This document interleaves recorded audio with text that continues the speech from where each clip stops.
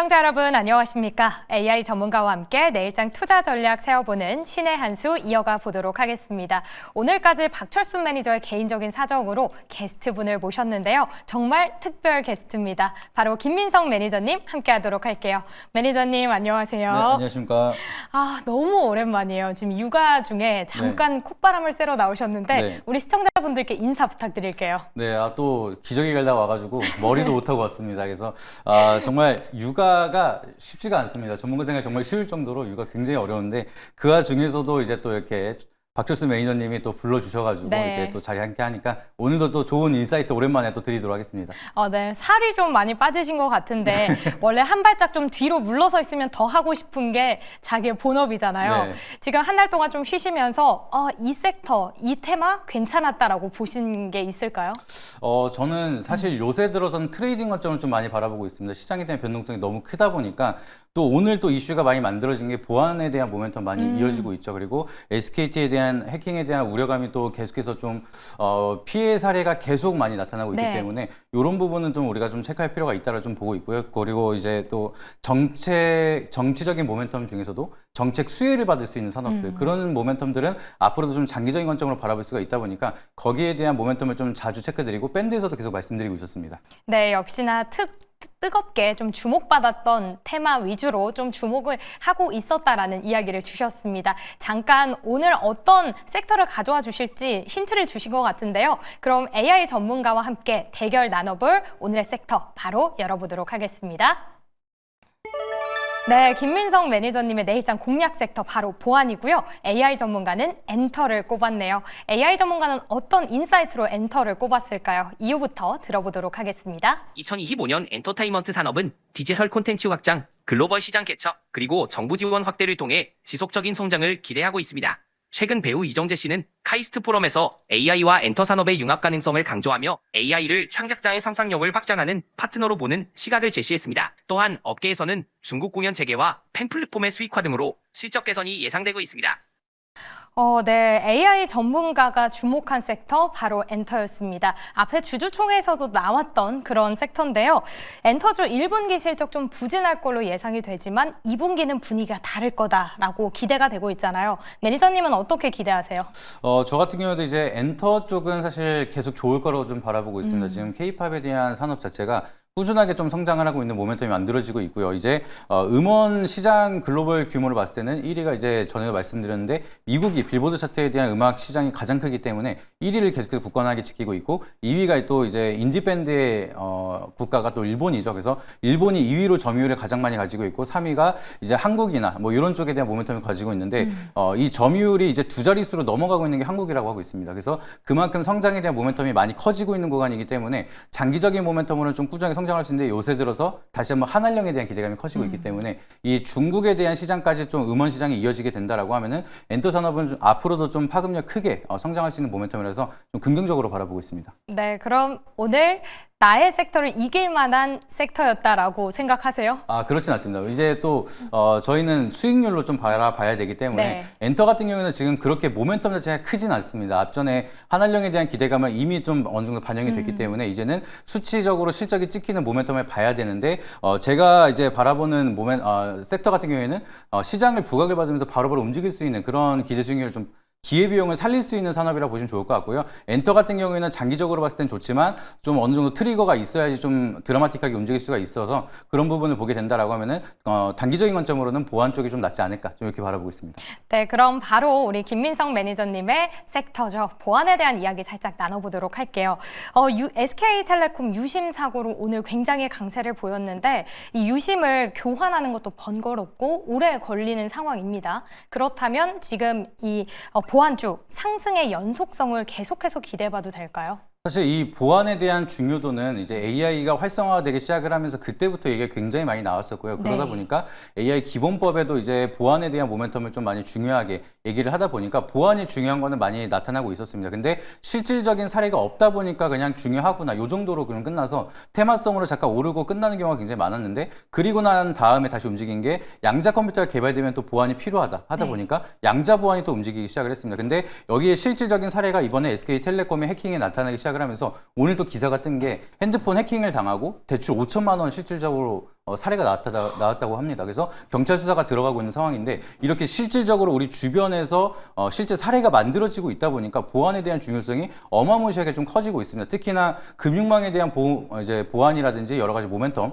지속적으로 많은 기관이라든지 기업에서 좀 추가 확대를 사용할 가능성이 높다라고 좀 바라보고 있기 때문에 정부 정책에 대한 수혜나 아니면 B2B라든지 B2G에 대한 모멘텀, 앞으로는 보안 쪽에 대한 이제 모멘텀이 앞으로 좀 많이 커질 수가 있다라 좀 바라보고 있습니다. 그래서 그런 점을 보시게 된다라고 하면은 단발성 테마적으로 끝나는 게 아니라 앞으로 정부 정책에 대한 수혜라든지 여러 가지 인프라가 확대가 되는 보안주를 바라보신다라고 하면은 단발성이 아닌 좀 장기 지속적으로 좀 바라볼 수가 있지 않을까 좀 이렇게 보고 있습니다. 네, 굉장히 중장기적인 흐름까지도 또 기대가 된다라고 꼽아 주셨습니다. 그렇다면 지금 함께 수혜로 묶이는 다른 쪽도 함께 봐보도록 할 텐데요. 이번 사건으로 다른 통신사로 아예 이탈하는 경우도 있다고 하니까 경쟁 통신사 vs 유심 vs 보안을 함께 보자면 그래도 보안일까요? 일단은 좀 가볍게 움직일 수가 있는 게 보안 쪽이 좀 많기 때문에 네. 통신사 쪽은 대체적으로 좀 시가총액이 큽니다. 그리고 이제 경기 둔감주 쪽으로 해서 이제 방어주 역할을 많이 하다 보니까 움직일 때도 좀 서서히 움직이고요. 이번에 SKT가 그런 사태가 만들어졌는데 불구하고 네. 다른 종목이었으면 하한가를 갔을 텐데 그래도 많이 안 빠집니다. 그래서 빠질 때도 좀 덜 빠지고 올라갈 때도 덜 올라가고 이런 흐름들을 보여주고 있기 때문에 좀 기대 수익률을 봤을 때는 통신 쪽은 조금 더디지 않을까 좀 이렇게 바라보고 있고요.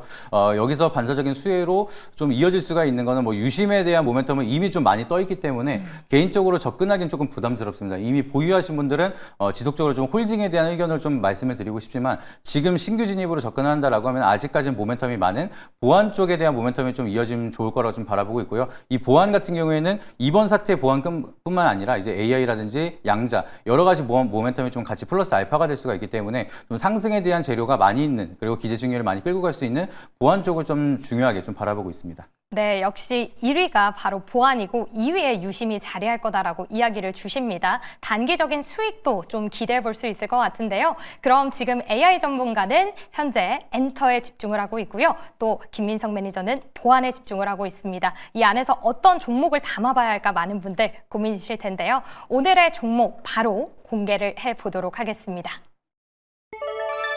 네, 김민석 매니저님의 내일장 탑픽 종목 아톤이고요. AI 전문가는 JYP 엔터에 집중을 합니다. 그럼 JYP 엔터를 꼽은 이유도 한번 들어보도록 할게요. JYP 엔터테인먼트는 한국의 대표적인 엔터테인먼트 기업 중 하나로 글로벌 시장에서 큰 성공을 거둔 트와이스, 스트레이키즈, ITZ와 엠믹스 등의 아티스트들을 보유하고 있습니다. JYP는 세계적인 트레이닝 시스템과 글로벌 전략을 통해 꾸준히 성장하고 있으며 지속적인 혁신과 다양한 콘텐츠를 선보이며 업계를 선도하고 있습니다. 투자 포인트는 여러 가지가 있습니다. 첫째, 글로벌 시장에서 탄탄한 팬덤을 보유한 아티스트들을 기반으로 안정적인 수익 구조를 확보하고 있다는 점입니다. 또한 이러한 긍정적인 실적 전망에 따라 증권가에서는 목표가를 상향 조정한 바 있습니다. JYP 엔터테인먼트의 목표가는 75,000원, 손절가는 6만원입니다. 네, AI 전문가의 종목 JYP 엔터입니다. 내일장 시초가에 매수해 보도록 하고요. 목표가 75,000원, 손절가 6만 원을 제시한 모습이네요.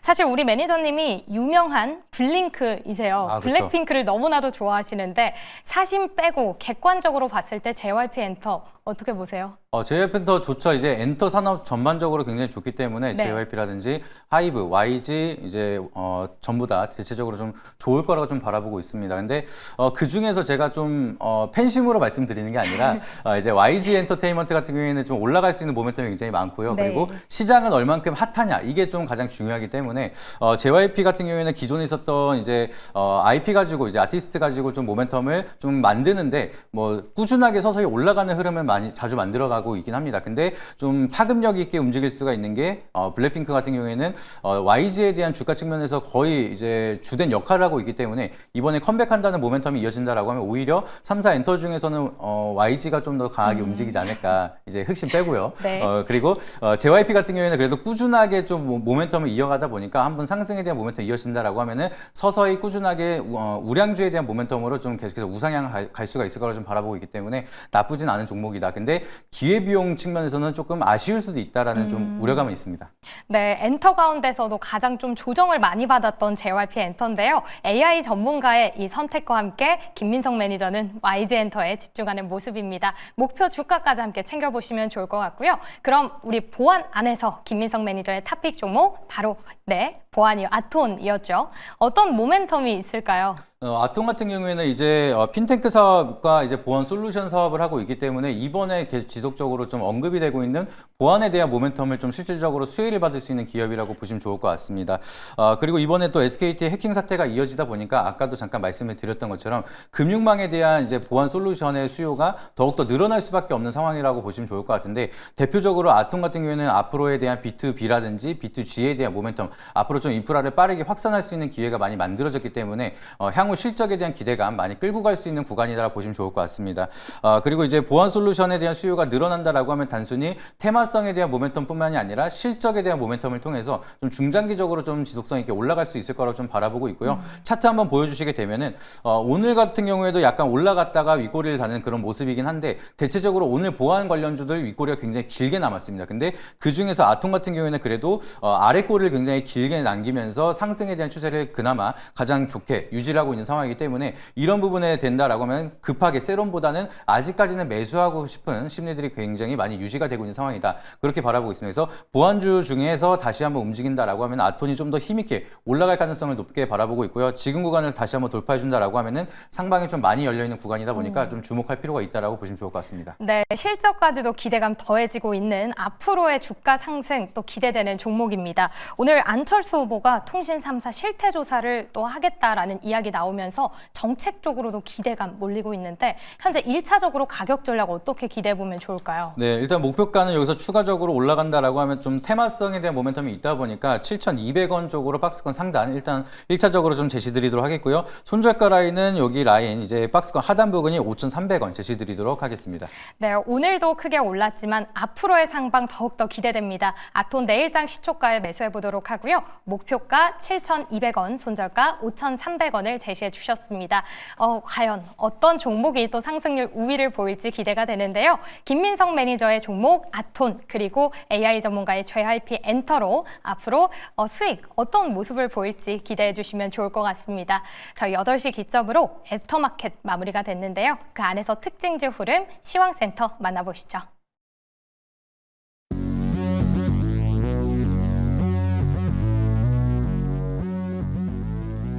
대체거래소 시황센터입니다. 애프터마켓에서 투자자들의 주목을 받은 종목들 10가지로 정리해봤는데요. 마감 상황 체크해 보도록 하겠습니다. 네, 먼저 인벤티지 랩입니다. 처음으로 도전한 경구약 제형 변경에서 잭팟을 터뜨리면서 성공적인 데이터를 내놨습니다. 노보노디스크의 기존 경구약보다 73배나 향상된 수치를 밝혔는데요. 이에 업계가 들썩였고 애프터마켓에서 주가도 크게 뛰어 올랐습니다. 한국거래소와 상승률 차이가 크게 남는데요. 9%대로 마감한 한국거래소보다 훨씬 더 높은 상승률 기록했습니다. 23% 넘는 상승으로 마감한 모습입니다. 네, 지난주에 이어서 오늘도 조선에 대한 투심이 몰려들었습니다. 삼성중공업이 올해 첫 컨테이너선 수주하면서 주목을 받았는데요. 더불어 친환경 규제로 인한 수혜를 받을 것으로 보입니다. 애프터마켓에서 윗꼬리가 살짝 달리면서 2%대 오름세로 기록했습니다. 네, 그리고 SK텔레콤의 해킹 사고 여파가 계속되는 가운데 보안주가 강세를 보였습니다.